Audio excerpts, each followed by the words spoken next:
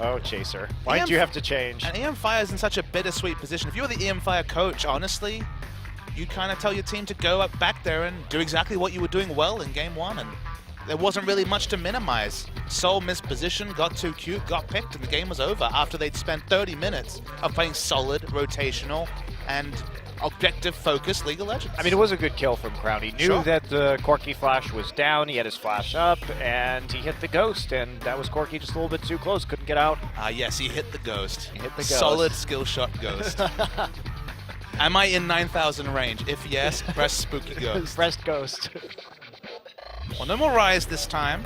Honestly, it felt like Hippo played around the Rise, and in general, mFire rotated around the Rise really well. We were complimenting Hippo on the Banner of Command, which really stops any split push shenanigans with Rise, but hey, best to not deal with it this game. Yeah, the Twisted Fate 2, Crown specialty. He has been the most played champion in solo queue, I believe, and that means if you have a red side counter pick, maybe you don't want to let him have that one. Misfortune banned once more by mFire will not be a blue side first pick for them. But we have a lot on the table still. We have Fiora, we have Kindred. Somebody's getting one of these. Feels like Rek'Sai will be the red side rotational pick unless she's ascended to first pick status. That has been the level that we've seen Rek'Sai contested today. Gangplank's the final ban, mFire. Edge was playing that fine. Again, more collateral damage for everything else that happened in the game. And yeah, that's Kindred first pick. Kindred first picks. That means that Cuvée does have the opportunity to get the Fiora, which was banned against them. Could be Fiora Alistair here in the first round. You know what I want to see, Monte Cristo? The champion that Ambition has impressed me on the most and that directly counters Kindred in team fights. I want to see his Lee Sin once again. The Lee Singer? That would be actually quite interesting. He's 5-0 in summer season on Lee Sin, then he stopped playing it. Yeah, that was one of the weirder aspects. His Warrior enchant Lee Sin at a time where people just weren't playing Lee Sin with that particular itemization did surprisingly well. And then he stopped playing it. That's true. He had like undefeated Nunu and Lee Sin, and then halfway through the split was like, well, this is out of the meta. Stop playing it. Goodbye. Goodbye. So Kindred up first. Probably means that Hippo's going to be playing a tanky top laner, just based on how Kindred operates these days, although you don't have to play Kindred in the jungle. You can play Kindred in mid lane. You can play Kindred AD carry. I mean, you can. You can. Whether you're actually going to do that here is unlikely, but still a little bit of a flex pick and something you do have to consider when you see Kindred drafted. Kalista and Thresh, the likely locks, and there we go. Crush continues identity of being an AD carrier, transport him to the jungle role and playing AD carries in that role. Honestly, it worked fine for them in the first game. He was more of a cleanup AD. He was 3-0 at one point, but that wasn't really from aggressive invades like we saw yesterday from Bubbling on Bengi. But we saw the power from aforementioned Bubbling. If you get in there and start trading as level 2 Kindred, you will dominate any of the meta junglers. So Victor, once again, the selection blind for Crown, meaning that we are going to have Alessandra top lane confirmed, showing both of their solo lanes. What are they leaving out? They're leaving jungle as a last pick. Maybe we're going to get Spicy from Ambition. Spicy from Ambition. I think it has to be Gragas or Lee Sin, though. That's kind of... You need something to deal with the Lamb's Respite from Kindred. Yeah, you have to have some answer, whether it's displacement or sufficient tankiness. Syndra hovered over. That would be our first Syndra of the season, and possibly yet again a Nautilus top lane. And Edge did play a lot of Azir in the last season, but Azir not the strongest pick at this point in time. They're going to go for it though, so Edge returning to a pick that he saw some success on when he played substitute in Nagne's Shadow on KT Rolster. I think it's worth returning to a point of when it comes to champion pools, mFire as a new team with players in different roles, they can't be that deep. That's obviously not something we're going to understand from just one series of their play, but you have to think the playbook is pretty shallow from an mFire level. We're seeing Nautilus twice, and Ambition. He's not gone for Lee Sin or Gragas, and certainly Rek'Sai has a knock-up, but no displacement to knock champions out of Lamb's Respite. In fact, only Alistair can really do that. Yeah, you do have the Alistair pick though, so all is not lost from the displacement angle. And looking at mFire, they have so much zone control right now with the Azir and Nautilus to protect the Kindred and Callista. Excellent team fighting capabilities. We go back to that classic mid lane matchup from late 2015 of Azir versus Victor, everybody's favorite. Who can clear the most waves? Well, it's anything like last game. It'll take a while to determine that. It's true. The winner is not the fans in that one. No, it's not. It's just turns into the mid ARAM where everybody pokes each other, but nobody actually wins. Oh, sometimes there's a spooky ghost or 3. Or, yes, many ghosts for sure. So Kube will be in the top lane on Lissandra this game. A pick which fell all the way through the draft in an unlikely scenario in the first game of this series. It's a really balanced team comp from Samsung. I think they're going to want to try and push and just basically have good wave clear in every lane, but as you mentioned, mFire in a team fight, especially if they're kiting backwards, how do you ever kill the carries in this team comp? No, you can't. Not without a flank. It's up to Kube, and he couldn't quite make it work with his TP in the last game. Might have to improve in that regard if he wants to make plays on the back line of this mFire lineup. Well, let's get into game 2 of this series right now.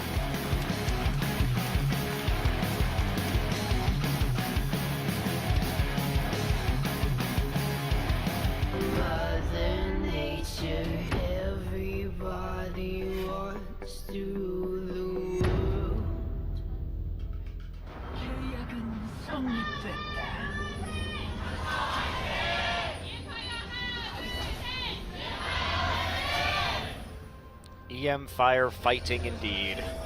They're fighting for their life in this series, and in general, they're still looking for a sponsor, this org, which doesn't have Najin as a title sponsor anymore. Fans are still with them, and that's a good thing to see. Yeah, certainly is.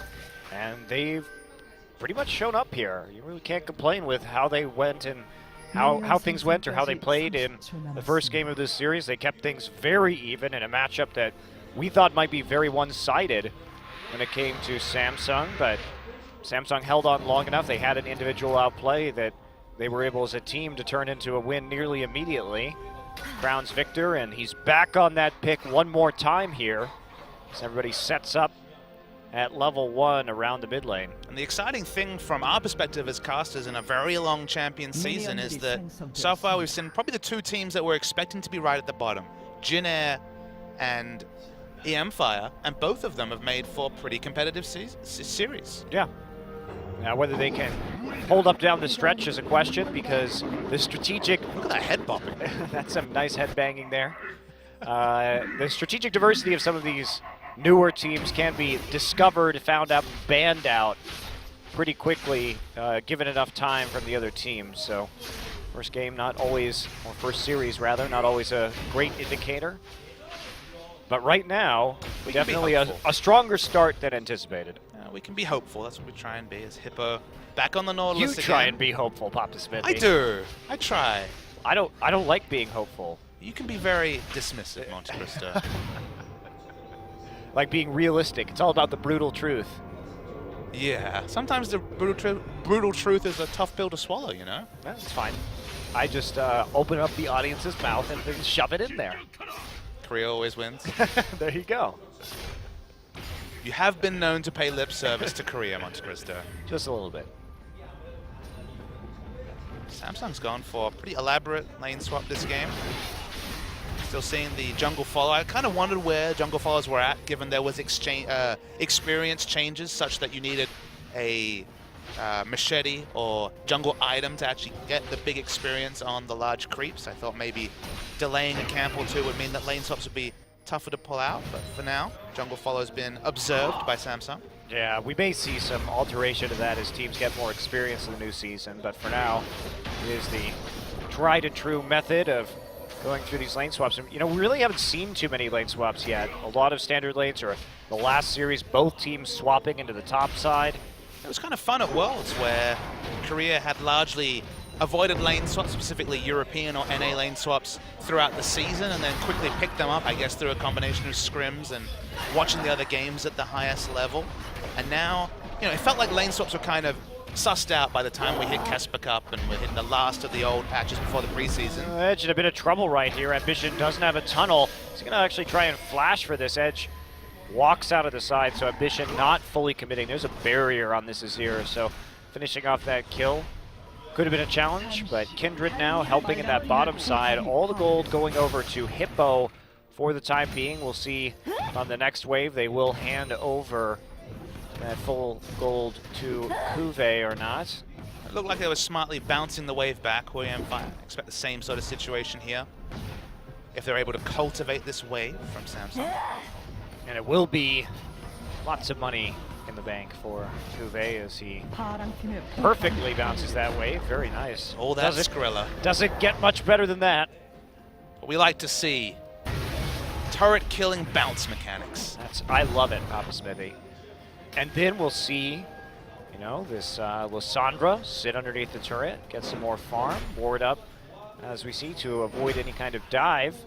And then we'll see, perhaps, you know, some more lane pushing. Usually on this patch, how these lane swaps operate is you just swap back immediately and mirror turret kill in the other lane, and then comes the long, dull time of 5-manning mid. You're missing out on the most fun part, where there's an arms race. Who can get Frost Queen's claim fastest in mid? That's the best part, I guess. Not very appreciative, apparently. But Ambition actually has to flash out. Soul caught under the turret. Not going to take a hit. Wraith a little bit late to the party, but will join up in the end. So now we actually do have some different action right now as Wraith coming up in the top side, where we have a 1v1 between the AD carry and Nautilus and bottom. Crown and Edge going head-to-head, but Edge does have that extra Doran's ring right now. That makes it a bit harder for Crown to fight, and he will back off. No offensive summoners either, just heal and barrier. Should mention that the result of these shenanigans is that Hippo and Core JJ are getting solo experience.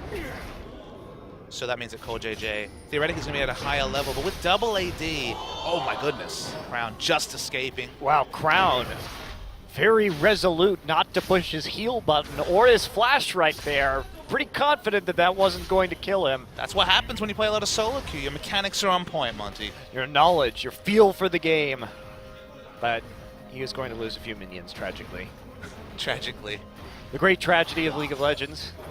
I must admit, I do physically wince when people miss cannon minions. It's awkward. That's because you're a minion genocide supporter. Think about how many minions die every game. It's actually quite sad. It's in the service of a good cause. Oh, okay. Is that how you justify it? The ends justify the means, Papa Smithy? Not every minion is sacred, but every nexus is. Okay. It's all about the crystal, huh? Isn't it kind of meaningless at the end?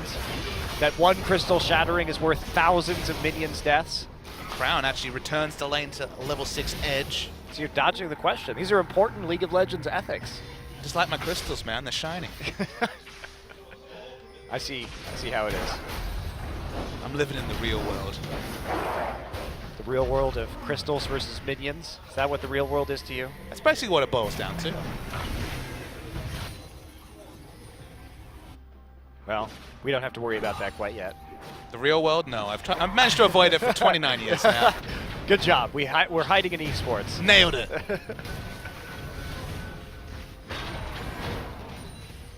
Oh, man. Poor JJ, that solo experience. Hippo not level 6 yet, and we do see a bit of a dive coming through. Crush is there. Crush doesn't have any mana, though, and that means Core JJ going to dodge the side, finish off the culling. Nicely played by Core. He does take a couple hits. Kuve there, TPing all the way down to make sure they can secure this turret kill, but that does leave Soul's Callista alone in the top lane. Crown and Edge having a very exciting mid lane battle. Edge runs himself with the mana ultimate. Love it. And the unique thing there was it's actually a smart TP from QV because they got all that turret damage in. They're going to eventually take out the turret as well if they so choose, while Callista was just maintaining the wave, denying QV up top. So they teleport, they get a kill, they get an objective, looking like 2 objectives, and Callista's not even punishing them on the minimap at all. Yeah, and the dragon too, that's when you have your teleport in the top lane, you do have more control over the dragon. Really nothing they could do with Hippo in that bottom side, and Soul here just trying to keep the wave where he can and bounce it back, but this will be a nice edge. Kuve getting the solo gold off the turret, maybe even in CS, but now slowly gaining advantages over the enemy top laner. argument is the reason why we're seeing so many Siege comps. Double AD has been the story in multiple games so far in That means if you have a red side counter pick, maybe you don't want to let them have that one. Misfortune banned once more by mFire will not be a blue side first pick for them. But we have a lot on the table still. We have Fiora, we have Kindred. Somebody's getting one of these. Feels like Rek'Sai will be the red side rotational pick unless she's ascended to first pick status. That has been the level that we've seen Rek'Sai contested today. Gangplank's the final ban, mFire. Edge was playing that fine. Again, more on Lee Sin, then he stopped playing it. Yeah, that was one of the weirder aspects. His warrior enchant Lee Sin at a time where people just weren't playing Lee Sin with that particular itemization did surprisingly well.